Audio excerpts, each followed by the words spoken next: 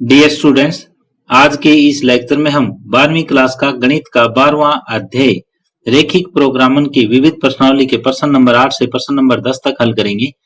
Dear students, यदि आपको ये वीडियो पसंद आए तो अपने दोस्तों के साथ इसे शेयर कीजिए, लाइक कीजिए। यदि आप इस चैनल पे नए हैं या आपने अभी तक इस चैनल को सब्सक्राइब नहीं किया है तो प्लीज इस चैनल को सब्सक्राइब कर लें और बेल आइकॉन भी साथ में दबा लें ताकि आने वाले वीडियोस के नोटिफिकेशन आप तक पहुंचते रहें। आज की इस लेक्चर की शुरुआत हम प्रश्न नंबर 8 से कर रहे हैं। तो यहाँ पे प्रश्न नंबर 8 है, एक फल उत्पादक अपने बाग में दो प्रकार के खादों पी ब्रांड और क्यू ब्रांड का उपयोग कर सकता है। मिश्रण के प्रत्येक थैले में नाइट्रोजन, फास्फोरिक अम्ल, पोटास और क्लोरीन की मात्रा किलोग्राम में सारणी में दिया गया है। परीक्षण संकेत देते हैं कि बाग को कम से कम 250 किलोग्राम फास्फोरिक अम्ल, कम से कम 270 किलोग्राम पोटास और क्लोरीन की अधिक से अधिक 310 किलोग्राम की आवश्यकता है। यदि उत्पादक बाग के लिए मिलाई जाने वाली नाइट्रोजन की मात्रा का न्यूनतमीकरण चाहता है, नाइट्रोजन की मात्रा का न्यूनतमीकरण करना चाहता है तथा प्रत्येक मिश्रण के कितने थैलों का उपयोग होना चाहिए, मिलाई जाने वाली नाइट्रोजन की न्यूनतम मात्रा क्या है। तो यहाँ पर फल उत्पादक के पास दो तरह की खाद प्रयोग करने को है, एक पी ब्रांड और एक क्यू ब्रांड। दोनों खादों में नाइट्रोजन, फास्फोरिक अम्ल, पोटास और क्लोरीन की मात्रा है, जिसमें से बाग को कम से कम क्या है 250 किलोग्राम फास्फोरिक अम्ल चाहिए, कम से कम 270 किलोग्राम पोटास चाहिए और क्लोरीन की ज्यादा से ज्यादा 310 किलोग्राम की मात्रा चाहिए। अब नाइट्रोजन की मात्रा हमें कम से कम ज्ञात करनी है और मिश्रण में कितने थैलों का उपयोग होना चाहिए, और ये सारणी हमें दे रखी है। सारणी में ये पी ब्रांड, ये क्यू ब्रांड है और नाइट्रोजन का हमें न्यूनतमीकरण करना है। फास्फोरिक अम्ल हमें कितना चाहिए, पोटास कितना चाहिए, क्लोरीन कितना चाहिए, ये हमें क्वेश्चन में दिया हुआ है। ये दे रखा है कि कम से कम 250 किलोग्राम फास्फोरिक अम्ल। तो फास्फोरिक अम्ल की मात्रा है वो या तो 250 किलोग्राम होनी चाहिए या उससे फालतू होनी चाहिए, ग्रेटर देन इक्वल टू 250 हो जाएगा। दूसरा ये कहता है कम से कम 270 किलोग्राम पोटास, पोटास या तो 270 होना चाहिए या इससे फालतू होना चाहिए। और जो क्लोरीन की मात्रा है वो अधिक से अधिक 310 किलोग्राम की होनी चाहिए। क्लोरीन की मात्रा ज्यादा से ज्यादा 310 की या फिर 310 से कम होनी चाहिए। ये क्लोरीन की मात्रा है, ये पोटास की मात्रा है, ये फास्फोरिक अम्ल है और नाइट्रोजन का हमें न्यूनतमीकरण करना है। तो किस टाइप के कितने थैले प्रयोग करने चाहिए, तो हम मान लेते हैं कि ब्रांड पी टाइप के एक्स थैले और ब्रांड क्यू टाइप के वाई थैले प्रयोग करने चाहिए। माना ब्रांड पी के थैले लिए बराबर एक्स और ब्रांड क्यू के थैले लिए बराबर वाई। तो अब जिस तरह से नाइट्रोजन का हमें न्यूनतमीकरण करना है, फास्फोरिक अम्ल की कम से कम मात्रा हमें चाहिए 250 किलोग्राम, पोटास की कम से कम मात्रा चाहिए 270 किलोग्राम और क्लोरीन की अधिक से अधिक मात्रा चाहिए 310 किलोग्राम। तो यहाँ फास्फोरिक अम्ल की मात्रा ग्रेटर देन इक्वल टू 250 हो जाएगा, पोटास की जो मात्रा है ग्रेटर देन इक्वल टू 270 हो जाएगा और क्लोरीन की जो अधिकतम है वो 310 चाहिए, तो लेस देन इक्वल टू 310 हो जाएगा। तो हमारा जो लीनियर प्रोग्रामिंग प्रॉब्लम जो बनी वो इस टाइप से बनेगी कि नाइट्रोजन का हमें न्यूनतमीकरण करना है। तो न्यूनतम Z के बराबर हम लेते हैं कि ये P ब्रांड का जो थैला है इनकी संख्या हमने x ली है, तो 3x प्लस में 3.5 y हो जाएगा। ये उद्देश्य फलन हमारा बना और इसके साथ ही ये व्यवरोध बन जाएंगे।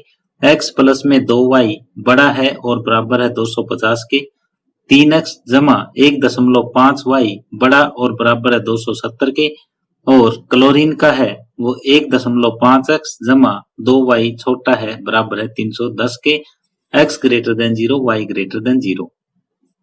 तो ये हमारे पास एक रेखिक प्रोग्रामन समस्या बनी और इस रेखिक प्रोग्राम समस्या को अब हमें हल करना है और न्यूनतमीकरण के लिए करना है।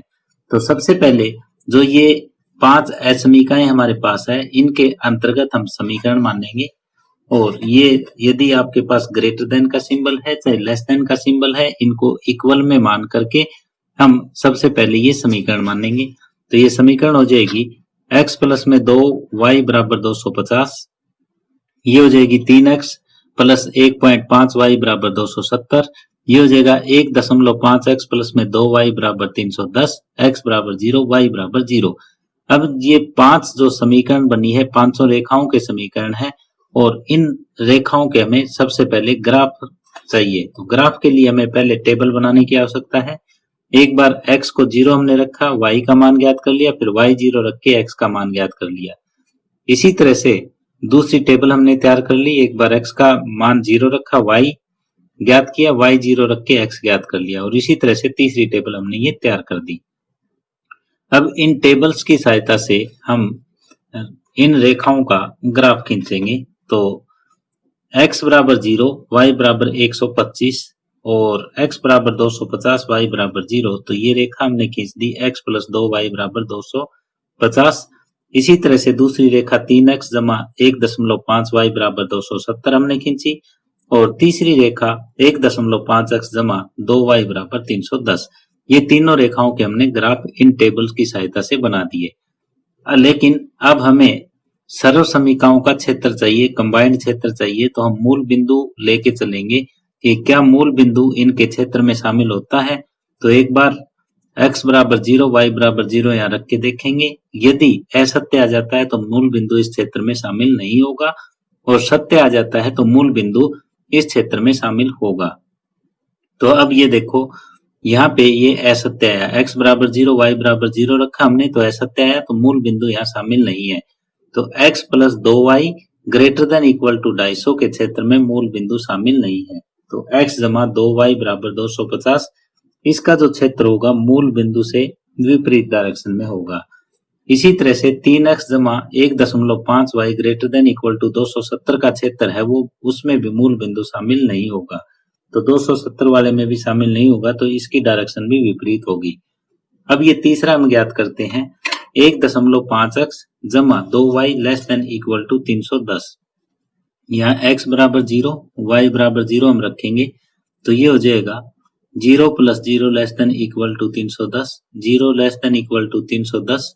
तो ये सत्य है, तो इसलिए इसके क्षेत्र में मूल बिंदु शामिल होगा।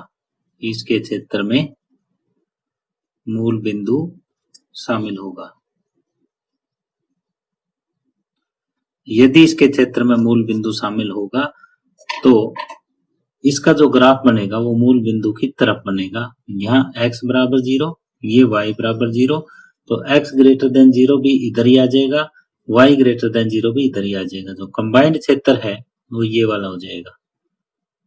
ये इन 500 सर्व समीकाओं का जो कंबाइंड क्षेत्र होगा वो ये आ जाएगा और इसके अब हमें कॉर्नर पॉइंट ज्ञात करने हैं। एक ये बिंदु, एक ये बिंदु, एक ये बिंदु। चाहो तो आप ग्राफ की सहायता से ज्ञात कर लो, नहीं तो इन दोनों को सोल्व करते हुए हम ज्ञात कर लेंगे। तो ये आ जाएगा 140, 50 ये वाला बिंदु। तो ये बिंदु आ जाएगा हमारे पास 20, 140 और ये नीचे वाला बिंदु आ जाएगा 40, 100। इन तीनों बिंदुओं पर अब हमें z का मान ज्ञात करना है और z हमारे पास क्या है, z हमारे पास है z के बराबर 3x जमा 3.5y। तो z का मान एक तो हमें ज्ञात करना है 20, 140 पे, z का मान ज्ञात करना है 40, 100 पर और z का मान ज्ञात करना है 140, 50 पर। ये बिंदु आपने कैसे ज्ञात किए, जहां पे दो रेखाएं मिलती हैं उनको x y के लिए सोल्व कर लो। x पहला मान आता है, y दूसरा आता है। इसी तरह से ये ज्ञात किया जा सकता है, इसी तरह से ये। इन सभी बिंदुओं पर z के मान हमें ज्ञात करने हैं। तो z का मान जब ज्ञात करेंगे तो ये इस तरीके से हो जाएगा, 20 तिये 60 हो जाएगा, प्लस में 14 पंजे 70, 14 तिये 42 और 7 49। 490 और ये हो जाएगा 550। इसी तरह से ये 40 गुणा 3 120 प्लस में 350, ये हो जाएगा 350 और 120 470 हो जाएगा। यहाँ पे 140 दिए 420 प्लस में ये हो जाएगा 5 5 25, 5 दिए 15 और 2 17, ये 595 हो जाएगा। तो यहाँ पे न्यूनतम कौन आया? ये न्यूनतम है। तो इसलिए नाइट्रोजन की जो न्यूनतम मात्रा हमें चाहिए वो 470 चाहिए। इसलिए नाइट्रोजन की न्यूनतम मात्रा बराबर 470 होनी चाहिए। और इसके लिए कितने कितने बैग की आवश्यकता पड़ेगी? पी ब्रांड के बैग है वो 40 और क्यू ब्रांड के बैग 100। तो पी ब्रांड के बैगों की संख्या बराबर 40 और क्यू ब्रांड के बैगों की संख्या जो होगी वो हो जाएगी 100। तो हमें यही पूछा था कि नाइट्रोजन की मात्रा न्यूनतम कितनी होनी चाहिए और इसके लिए पी ब्रांड के कितने बैग और क्यू ब्रांड के कितने बैगों की आवश्यकता होगी। तो ये हमने ज्ञात कर दिया। तो इस तरह से प्रश्न नंबर 8 कंप्लीट हुआ। अब प्रश्न नंबर 9 है, उपरोक्त प्रश्न 8 पर ध्यान दीजिए। यदि उत्पादक बाग में मिलाए जाने वाले नाइट्रोजन की मात्रा का अधिकतमीकरण करना चाहता है तो मिश्रण के कितने थैलों को मिलाया जाना चाहिए और मिलाई जाने वाली नाइट्रोजन की अधिकतम मात्रा क्या है। तो ये देखो हमारा क्वेश्चन नंबर 8 क्या था, उसी पे डिपेंड है सारा कुछ। तो क्वेश्चन नंबर 8 है कि एक फल विक्रेता अपने बाग में 2 प्रकार के खादों ब्रांड पी और ब्रांड क्यू का उपयोग कर रहा है। तो मिश्रण के प्रत्येक थैले में नाइट्रोजन, फास्फोरिक अम्ल, पोटास और क्लोरीन की मात्रा सारणी में दिया गया है। परीक्षण संकेत देते हैं कि बाग को कम से कम 250 किलोग्राम फास्फोरिक अम्ल, कम से कम 270 किलोग्राम पोटास और क्लोरीन की अधिक से अधिक 310 किलोग्राम की आवश्यकता है। यदि उत्पादक बाग के लिए मिलाई जाने वाले नाइट्रोजन की मात्रा का यहाँ कहता है कि न्यूनतमीकरण करना चाहता है और हमारे पास यहाँ पे क्वेश्चन क्या है, अधिकतमीकरण करना चाहता है। तो प्रत्येक मिश्रण में कितने थैलों का उपयोग होना चाहिए और मिलाई जाने वाली नाइट्रोजन की अधिकतम मात्रा क्या है। तो यहाँ पे निम्नतम पूछा है, यहाँ पे अधिकतम पूछा है, सिर्फ इतना ही फर्क है, बाकी सेम लाइनों पे क्वेश्चन चलेगा। तो हम एक बार इसी क्वेश्चन का 8वें का रिवाइज कर लेते हैं। 8वें क्वेश्चन में हमने ये मानना था कि पी ब्रांड के थैले हमने X लिए, क्यू ब्रांड के थैले Y लिए और फास्फोरिक अम्ल की जो अधिकतम मात्रा है वो 250 किलोग्राम की है, पोटास की 270 किलोग्राम की है और क्लोरीन की अधिकतम मात्रा 310 किलोग्राम की है। तो यहाँ पे हमने क्या किया था, ये न्यूनतम का ज्ञात किया था और यहाँ पे हमें क्या ज्ञात करना है, यहाँ पे हमें अधिकतम के लिए ज्ञात करना होगा। ये अधिकतम Z इज इक्वल टू हम ये लिखेंगे कि अधिकतम Z के बराबर ये आ जाएगा आपका 3x प्लस में 3.5y और बाकी ये सारी की सारी जो असमीकाएं हैं वो यूं क्यों रह जाएगी कि x प्लस में 2y greater than equal to 250, 3x plus में 1.5y greater than equal to 270 और तीसरी हो जाएगी क्लोरीन वाली 1.5x जमा में 2y less than equal to 310, x greater than 0, y greater than 0। ये आपका अधिकतम का हो जाएगा और ये एक लीनियर प्रोग्रामिंग प्रॉब्लम हमारे पास बनेगी। इस लीनियर प्रोग्रामिंग प्रॉब्लम को हमें सॉल्व करना है अधिकतम के लिए। तो सेम जैसा हमारा क्वेश्चन नंबर 8 था, हम उन्हीं लाइनों पे चलेंगे। सबसे पहले ये समीकरण हम मान लेंगे।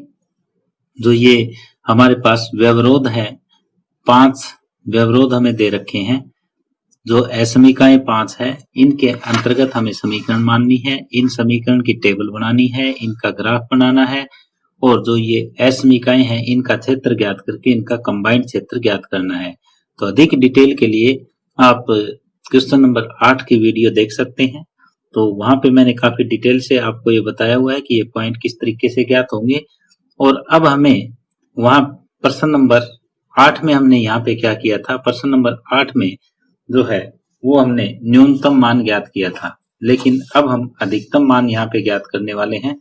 तो अधिकतम मान के लिए z के मान हम यहाँ पे देखेंगे कि क्या क्या है।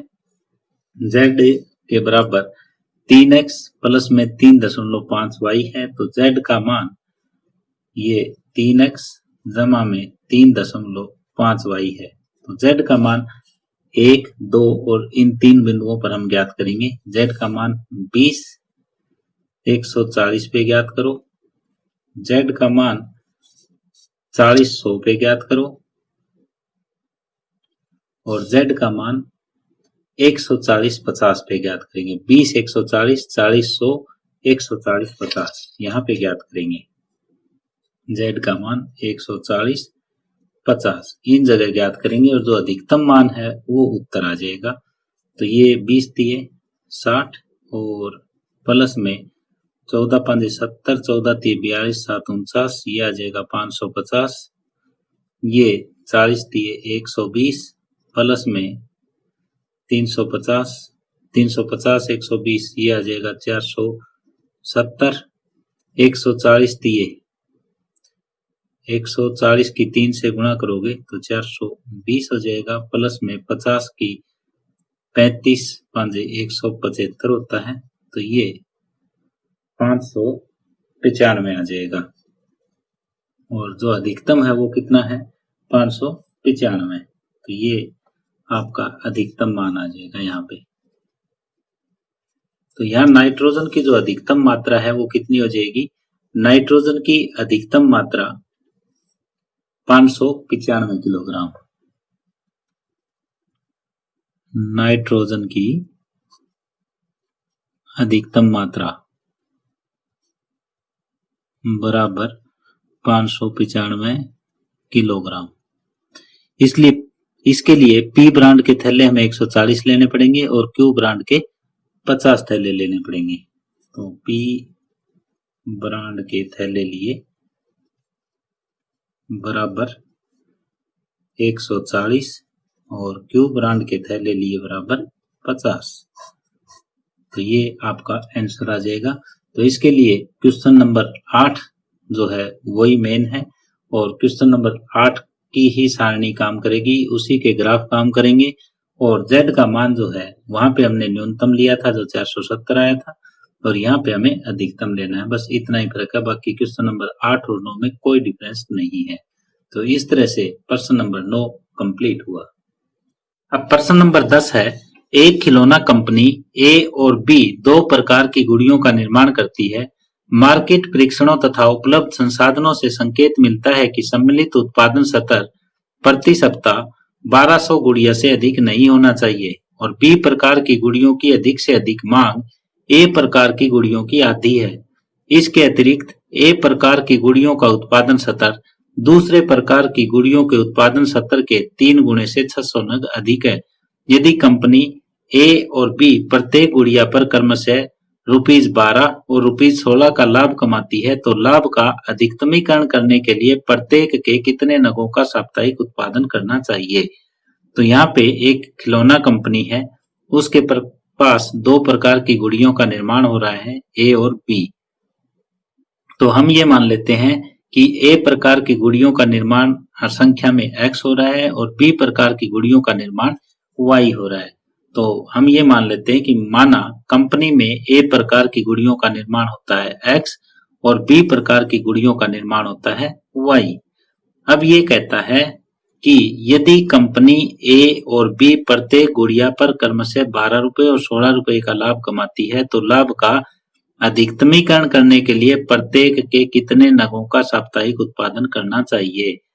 तो यहाँ पे लाभ का अधिकतमीकरण करना है तो जो लीनियर प्रोग्रामिंग प्रॉब्लम बनेगी वो अधिकतम की बनेगी। अधिकतम z के बराबर 12x प्लस में 16y हो जाएगा। अब ये उद्देश्य फलन आया।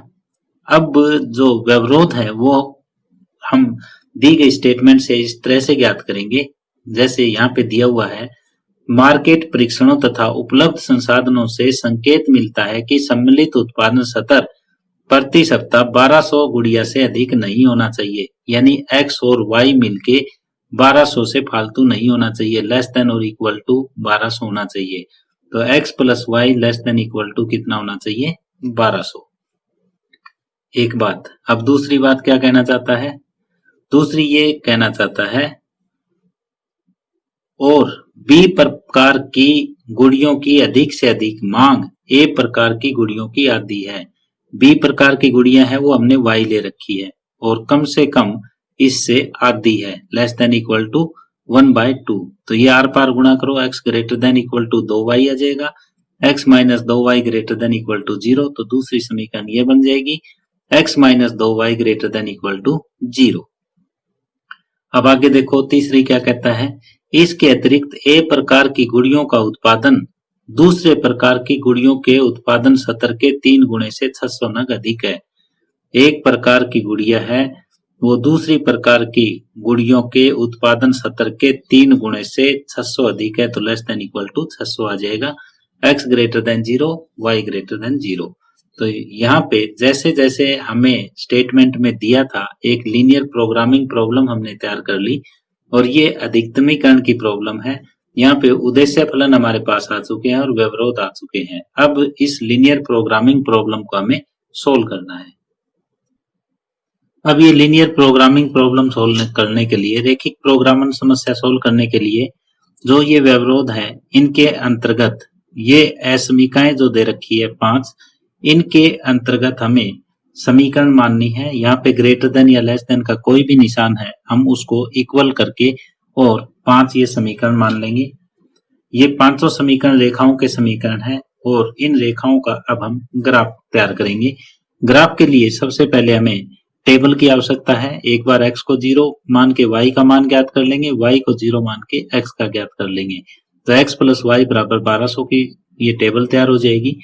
इसी तरह से x माइनस 2y बराबर 0 की तैयार कर लेंगे, x 0 रखा है तो y भी 0। यहाँ पे फिर कोई और मान हम x का रख लेते हैं, यदि y 600 रखते हैं तो x 1200 हो जाएगा।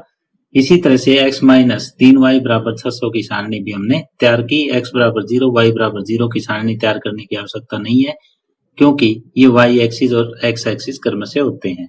तो अब इन टेबल्स की सहायता से हम ग्राफ ड्रा कर लेंगे। तो जो ग्राफ ड्रा करेंगे तो x प्लस वाई बराबर 1200, इसके लिए ये लाइन आ जाएगी, x माइनस 3y बराबर 600 के लिए ये आ जाएगी और x माइनस 2y बराबर 0 की ये आ जाएगी, ये मूल बिंदु से गुजरती है। अब जो असमीकाएं हैं उनका क्षेत्र हमें ज्ञात करना है। तो असमीकाएं हमारे पास x plus y less than equal to 1200 का क्षेत्र सबसे पहले हमें ज्ञात करना है। तो इसके लिए x बराबर 0 y बराबर 0 हम रखेंगे और ये सत्य आ जाएगा। सत्य आएगा तो इसका मतलब ये है कि इसके क्षेत्र में मूल बिंदु शामिल होगा। तो x प्लस वाई बराबर 1200 मूल बिंदु शामिल होगा, तो इसका मतलब मूल बिंदु की तरफ इसका क्षेत्र होगा। नेक्स्ट में x minus 3y less than equal to 600, इसका जब क्षेत्र देखेंगे x बराबर 0 y बराबर 0 करके, तो यहाँ पे 0 लेस देन इक्वल टू 600 आ जाएगा, ये भी सत्य है। तो इसका मतलब इस क्षेत्र में मूल बिंदु शामिल होगा। तो x माइनस 3y बराबर ये 600 है, तो मूल बिंदु इसका इधर है, तो इसका जो क्षेत्र बनेगा वो इधर बनेगा क्योंकि ये इधर आ रही है। यहाँ से मूल बिंदु हम देखते हैं तो इधर है, तो इसका क्षेत्र यहाँ बनेगा। और तीसरा जो x minus 2y greater than equal to 0 का क्षेत्र, तो इसमें मूल बिंदु हम नहीं रख सकते क्योंकि मूल बिंदु से ये संख्या, ये रेखा जो है वो गुजर रही है, तो इसलिए यहाँ पे ये बिंदु चेक कर लेते हैं हम 200 0 वाला। तो x के बराबर 200 y के बराबर 0 रखेंगे तो ये सत्य आ जाएगा। इसका मतलब बिंदु 200 0 इस क्षेत्र में शामिल होगा। तो इसका जो ग्राफ ड्रा होगा वो इस बिंदु की तरफ होगा। तो यहाँ पे जो कंबाइंड क्षेत्र है वो ये आ जाएगा, ये कंबाइंड क्षेत्र आ जाएगा सभी का।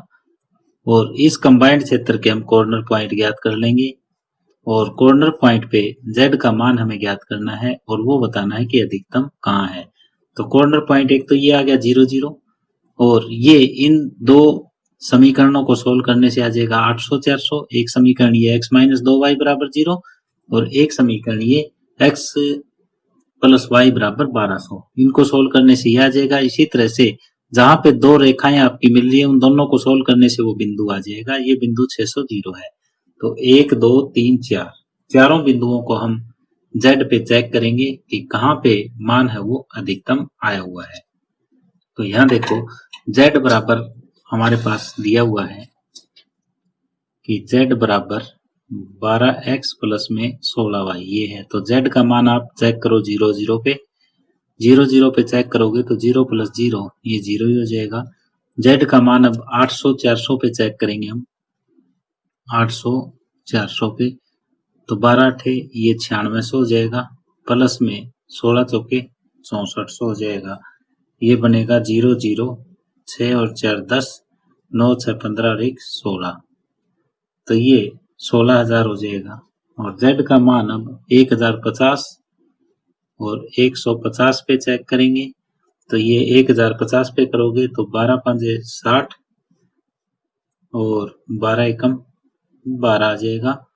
और प्लस में 150 की 16 से गुणा करोगे तो 16 पंजे 80, 16 एकम 16 और 8 24।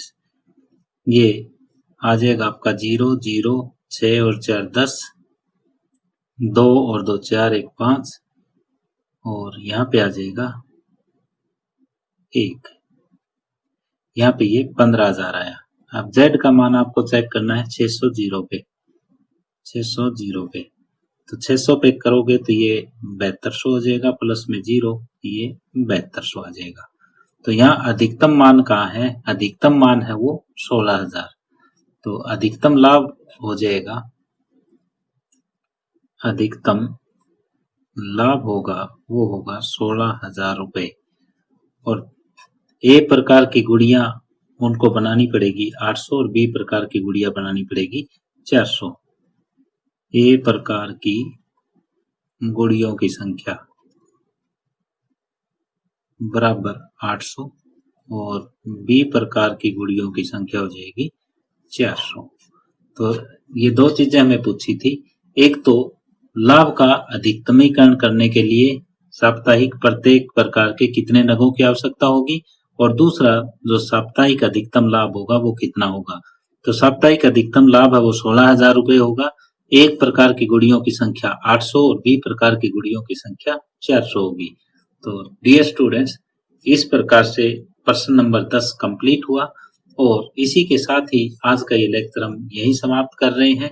यदि आपको ये वीडियो पसंद आई हो तो अपने दोस्तों के साथ इसे शेयर कीजिए, लाइक कीजिए। यदि आप इस चैनल पे नए हैं या आपने अभी तक इस चैनल को सब्सक्राइब नहीं किया है तो प्लीज इस चैनल को सब्सक्राइब कर लें और बेल आइकॉन भी साथ में दबा लें ताकि आने वाले वीडियोस के नोटिफिकेशन आप तक पहुंचते रहें। धन्यवाद।